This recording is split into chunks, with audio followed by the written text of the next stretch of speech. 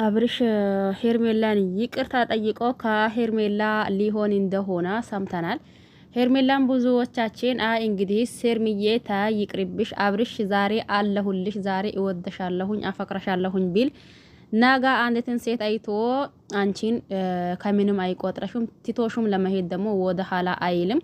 ይቅርብሽ፣ ይሄንን አብርሃምን ከልብሽ አውጥተሽ የራስሽን ህይወትና እንዲሁም ደግሞ የራስሽን ኖሮ ኑሪ ብለን ነበር ብዙዎቻችን። ሰሞኑንም እንደዛ ብለን ነበር። ነገር ግን ደግሞ አሁንም ሄርሜላ እየተሰማው ያለው ነገር አብርሽን እንደምትቀበለውና አብርሽ ደግሞ ወደ ሄርሜላ አገናኙኝ፣ ከሄርሜላ ይቅርታ ልጠይቃት፣ ሄርሜላን አጥፍቼበታለሁኝ፣ በድያታለሁኝ፣ እኔ ደግሞ እሷን ማናገር አቅሙም ራሱ የለኝም፣ እባካችሁን ከሄርሜላ አስታርቁኝ እያለ ነው እየተባለ ነው። ጉድ ጉድ ጉድ ጉድ ጉድ። እኔ ይሄንን ነገር እናንተ አንዳንዴ ነገሩን አምናችሁ ለመቀበል ይከብዳችኋል። አይደለም ለማለትም በራሱ ይከብዳችኋል። ለማንኛውም ይሄን ቪዲዮ እስከ መጨረሻ ድረስ በማዳመጥና በመስማት ሀሳብ አስተያየት ካላችሁ ኮሜንት ስር ማስቀመጥ ትችላላችሁ። ሄርሜላ አብርሽን ከነ መፈጠሩ ረስታ ትታ የራሷን ህይወት ብትኖር ያልነው ብዙዎቻችን። ይሄ ማለት ደግሞ አብርሽ ራሱ በተናገረው ሁኔታና እንዲሁም ደግሞ አብርሽ ራሱ ባወራው ነገር ሄርሜላ የዋናት እንደሚታዩት ነው። ልቧም መልኳም አንድ ነው። ንጹህ ሴት ናት። እኔ እስከ ዛሬ ድረስ ብዙ ሴት ቀሪብ ያለሁኝ ብዙ ሴቱም አይቻለሁኝ። ነገር ግን ደግሞ እንደ ሄርሜላ ንጹህ ያገኘሁት ሴት የለም እያለ ራሱ በአፉ ተናግሮ አሁን ለታ ደግሞ እየሆነው ያለው ነገርና እንዲሁም ደግሞ እየተካሄደው እየሰማነው አይነት ወሬ በጣም ነው የሚደብረው ማለት ነው። ሄርሜላ የአብርሽ መደበሪያ ናት። እንዴ አንዳንድ ጊዜ እንደዛ ብላችሁ ታስባላችሁ። ለምን መሰላችሁ? እዚህ ጋር የሆነ ሰው አይቶ ወይም ደግሞ የሆነ ሰው አግኝቶ አይ በቃ ካንቺ ብሎ እዛ ቢሄድ እንዲሁም ደግሞ አሁንም ከተወሰነ ቆይታና ከተወሰነ ጊዜ በኋላ አንድን ሰው ሲያገኝ አይ የራስሽ ጉዳይ እንደፈለግሽው ሁኚ ወይም ደግሞ የፈለግሽው ነገር መሆን ትችያለሽ ብሎ አሁንም ሌላ ሴት ጋር ሲሄድ ያቺ የሄደበት ሴት ደግሞ ለተወሰነ ለአንድ ሁለት ቀን ተቀብላ አሁንም ደግሞ አይ እንግዲህ ይሄ ነገር እንደዛ ነበር ስትለው ተመልሶ ወደ ሄርሜላ የአብርሽ መደበሪያ ናት እንዴ?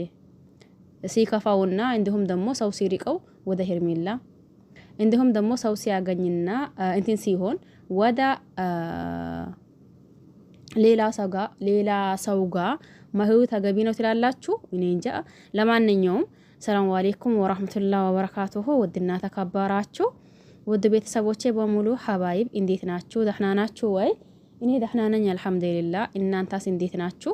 ሁላችሁንም ሰላም ብያለሁኝ። በያላችሁበት ዓለም ዳርቻ የአላህ ሰላም እንዲሁም ዝነት በረከት ርህራሄ ከእናንተ ጋር ይሁንልኝ እያልኩኝ መጥቼላችኋለሁኝ። ሲመጣ ምንድነው እንዲሁም ደግሞ እንዴት ነው የሚለው አብረን የምናየውና የምንሰማው ይሆናል። ለዚህ ቤት አዲስ ከሆናችሁ ሰብስክራይብ ማድረግ አትርሱ። ነባር ቤተሰብ ከሆናችሁ ደግሞ ላይክ ሼር እያደረጋችሁ አበረታቱኝ።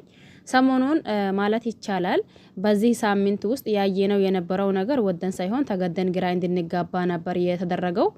አሁንም ደግሞ በዛው ልክ በዛው መሰረት ወደን ሳይሆን ተገደን ግራ ተጋብተናል ማለት ነው። ይሄም ማለት ምን መሰላችሁ?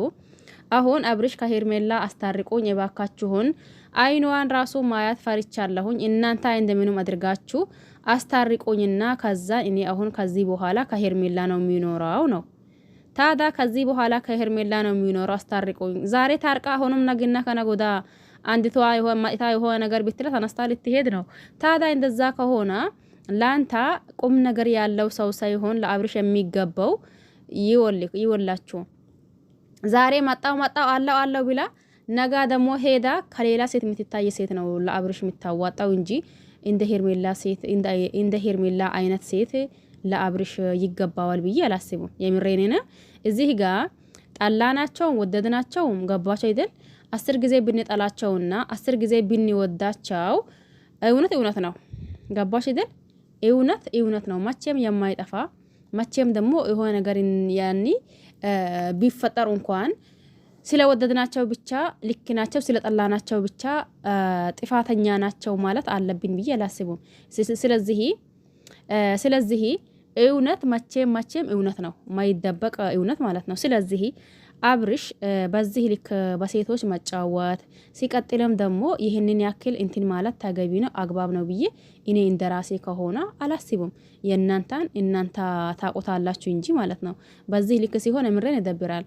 አንድ ሴት እናንተን ከልቧ ስትወዳችሁና ከልቧ ስታፈቅራችሁ እናንተ የዛኔ ልትረዷትና ልትንከባከቧት ትችላለ ይገባችኋል።